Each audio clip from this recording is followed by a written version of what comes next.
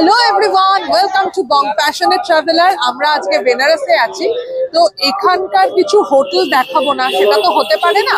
তো এখানে আমরা একটা হোটেল, শ্রীরাম ইন্টারন্যাশনাল হোটেল, যেটা সেখানে খাওয়া দাওয়া করলাম। তো ওখানকারই রুম তোমাদেরকে আজকে একটুখানি দেখিয়ে দিই। এটা হলো হোটেল শ্রীরাম ইন্টারন্যাশনাল। এইদিকে হলো মন্দির আর এইদিকে হলো গধুলিয়া চক, আর লাইন দিয়ে এখানে সমস্ত দোকানগুলো আছে। আমরা এই হোটেলটায় এখন যাব। আমরা এখন লিফটে করে যাচ্ছি। তিলোত্তমাস ক্যাফে বলে কিছু একটা ক্যাফে আছে, তো সেইখানেই আমরা আছি এখন। 4 নম্বর ফ্লোরে আমরা যাব।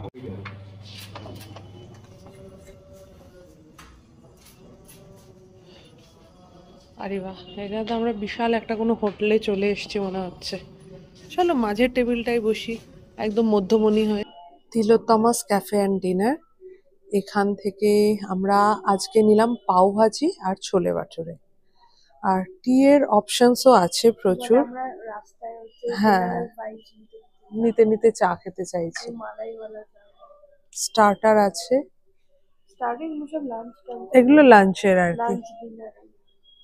মোটামুটি এখানে কিন্তু খাওয়াই যায় আর কি। মেইন কোর্স আছে। প্রাইসটা তোমাদেরকে একটু দেখিয়ে দিই। হ্যাঁ, একটু যদি এসির মধ্যে সুন্দরভাবে খেতে চাও তাহলে অবশ্যই। আরে বিরিয়ানি আছে, বিরিয়ানি কোথায়? চিকেন মাটন কিছুই নেই। এটা হচ্ছে ভেজ, পুরো ভেজ। এখানে ভেজই পাবে।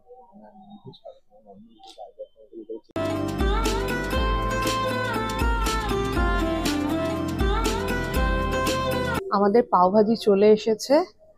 আর দেখো এই যে কেমন টোস্ট করা আছে ভেতরটা। না না না, এদের কি সুন্দর টোস্ট করে দিয়েছে ভেতরটা।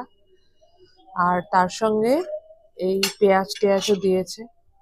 খুব খিদে পেয়েছে, ভীষণ খিদে পেয়েছে। আমরা কতক্ষণ পর খাচ্ছি। পুরো ইন্টারমিডিয়েট ফাস্টিং হয়ে গেছে। 10টা বাজে। চলো চেয়ে নাও, একটু লেবুটা একটু নিংড়ে নাও।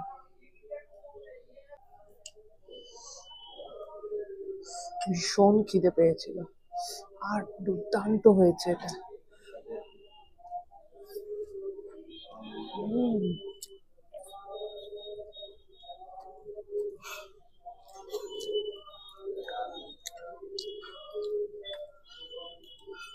আমরা ছোলে বাটুরে অর্ডার করেছিলাম, তো আমাদের হ্যাঁ ছোলে বাটুরে এত বড়ই হয়।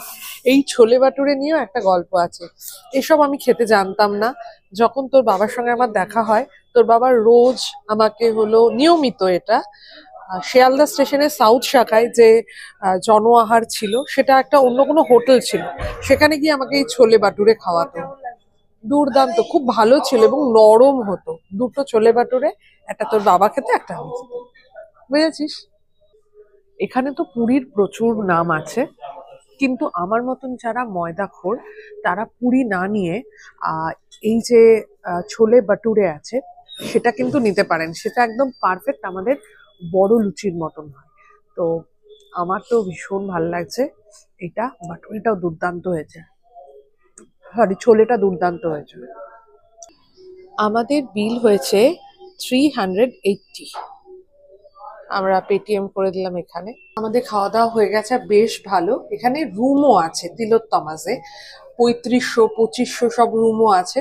তো আমরা ওদেরকে একটু বললাম যে পাওয়া যাবে কি, তখন বললো ঠিক আছে আপনি দেখুন, নিচে যান, এখানে বাঙালিও আছে প্রচুর, তো কোনো অসুবিধে নেই।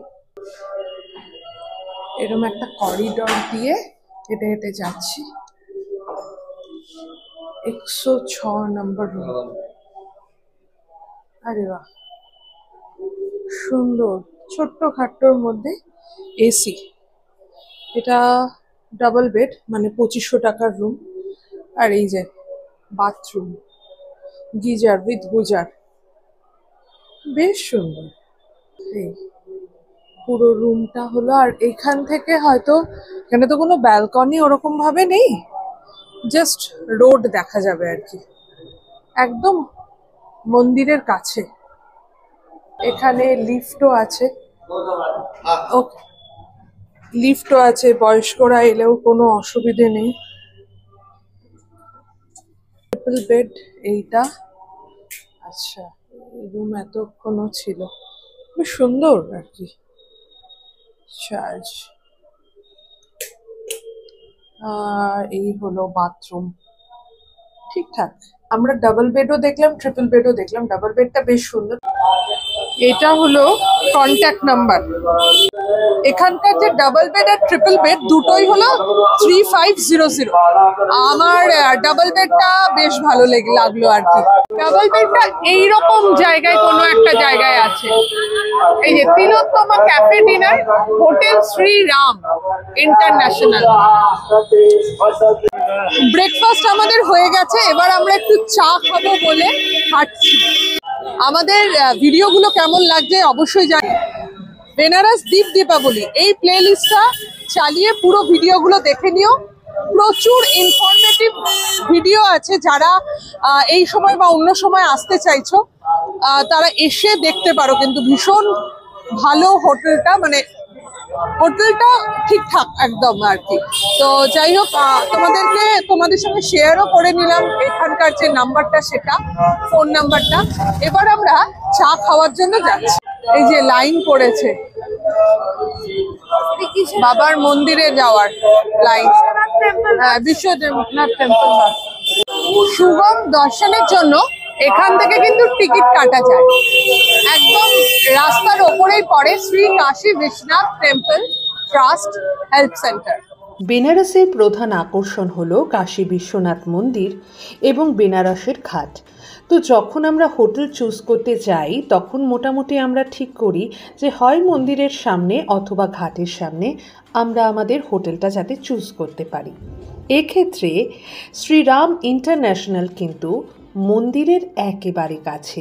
মোবাইল বা যে কোনো ইলেকট্রনিক গুডস কিন্তু মন্দিরের লকারে জমা রাখতে হয়, কিন্তু মন্দিরের কাছাকাছি যদি কোনো হোটেলে থাকা যায় সেই সমস্ত ঝামেলা থেকে মুক্তি পাওয়া যায়। তার উপরে আবার এখান থেকে ঘাট কিন্তু খুব বেশি দূরে নয়, সামনেই মণিকর্ণিকা দ্বার এবং সেখান থেকেই চলে যাওয়া যায় মণিকর্ণিকা ঘাট এবং তার পাশে ললিত ঘাট। এই ঘাটটি আসলে মন্দিরের সামনের একদম ঘাট। যদি আমাদের ভিডিওটা ভালো লেগে থাকে তাহলে প্লিজ লাইক, কমেন্ট আর শেয়ার করে দিও। আর আমাদের চ্যানেল বং প্যাশনেট ট্রাভেলারে নতুন হলে সাবস্ক্রাইব করে দিও।